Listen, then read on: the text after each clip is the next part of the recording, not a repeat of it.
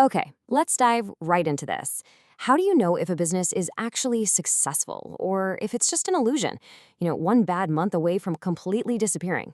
Well, the secret isn't magic, and it sure isn't based on a gut feeling.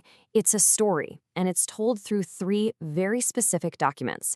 If you've ever wondered how investors can look at a business they've never even seen before and decide if it's worth millions or headed for bankruptcy, you are absolutely in the right place.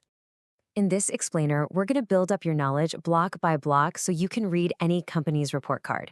We'll quickly cover the language of business, the income statement, the balance sheet, the cash flow statement, and finally, how to connect all those puzzle pieces together. Section 1, the language of business. Every single business speaks it, and today we're going to decode it. Section 2, the income statement. This answers the most basic question. Did the company actually make money? So here is the crucial point. Every business, from your local bakery down the street to the biggest tech giants in the world, tells its financial story through three main statements. Let's start with the income statement. This document measures what happened over a specific period of time, maybe a month, a quarter, or a whole year. Think of it like a continuous video recording of the business's performance. Now, this is heavily contrasted with our next document, the balance sheet, which operates more like a photograph, a snapshot of a single exact day. But for now, let's just keep that video rolling. Everything on the income statement starts at the very top with revenue. This is simply the total money coming in from sales. Because it literally sits at the top of the page, you'll hear investors call this the top line. To see how this works in action, let's imagine a local coffee shop. If our coffee shop sells 500 cups of coffee in one day for $5 each, their revenue for the day is $2,500. Simple enough, right? But hey, fair warning here. Revenue is not profit. Do not confuse the two.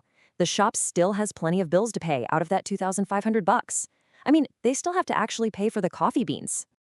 And that brings us down a line to the cost of goods sold, often called COGS. These are the direct physical costs required to make exactly what you're selling. For our coffee shop, this means paying for the raw beans, the milk, the sugar, the cups, the whole shebang. So let's say all of those raw ingredients cost $1,000. We subtract that directly from our $2,500 revenue. What we're left with is $1,500. This number is your gross profit. It tells us how much money remains after paying for the physical products themselves. But hold on, the owner can't take this $1,500 home just yet. The business still has to keep the lights on, right? These are your operating expenses, everyday costs like rent, electricity, insurance, and paying your employees. Let's say those total $900. When we subtract that $900 from our $1,500 gross profit, we're left with an operating income of $600. Now, investors absolutely love looking at this specific $600 number because it strips away all the noise and shows exactly how profitable the normal day-to-day operations of the business truly are. Finally, no business escapes taxes. If we assume the shop owes $120 in taxes, we subtract that from our $600 operating income to arrive at the very bottom of the page. This is your net income. In our example, it's $480. And because it sits at the very end of the document, it's famously known as the bottom line. This is the true accounting profit after almost every single business expense has been paid. Section 3. Let's move to the balance sheet, a snapshot in time. Remember our video analogy from earlier? Well, now we're hitting pause on that video to take a photograph. The balance sheet is a snapshot of what the company owns and what it owes right now, at this exact second. It's broken down into three distinct sections. First up, assets, things of value the company owns to generate future income, like cash in the register or heavy equipment. Second, liabilities, what the company owes to others, like bank loans or unpaid supplier invoices. And third, shareholders' equity, basically what's left over for the owners after all the debts are theoretically paid off. This setup leads us directly to the golden rule of accounting. And this brilliantly illustrates that golden rule. Assets must always equal liabilities plus shareholders' equity. Let's use our coffee shop as it grows. Let's say the company now owns $60,000 in cash and $40,000 in espresso equipment. That's $100,000 in total assets. If they owe the bank $30,000 for a business loan, then the owner's equity must be the remaining $70,000. See?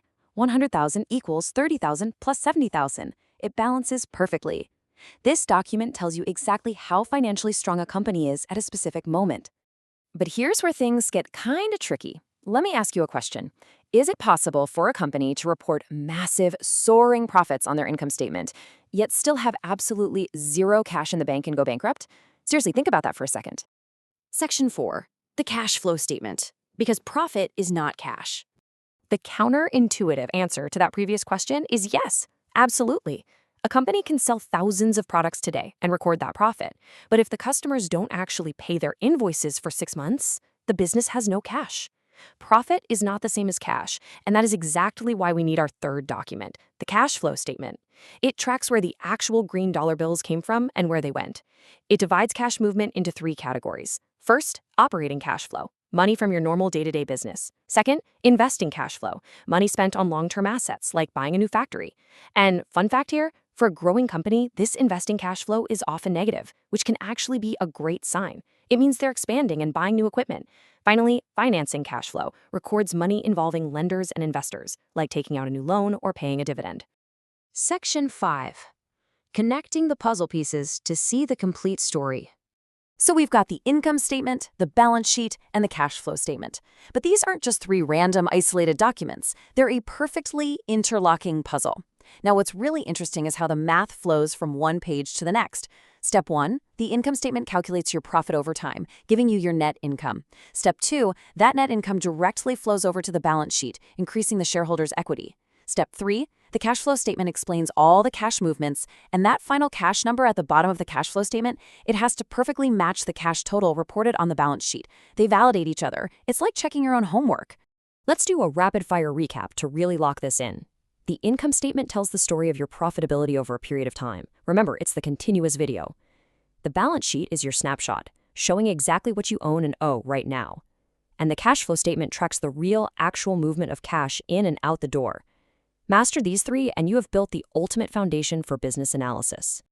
You now speak the language of business. You know how to spot a genuinely healthy company versus one that's just a mirage. So I'll leave you with this. Now that you can read a company's financial story, which real-world stocks report card are you going to pull up and analyze first? Think about it, because next time, we're going to dive into exactly how real investors use these very numbers to make their winning moves. Keep analyzing, and I'll catch you in the next explainer.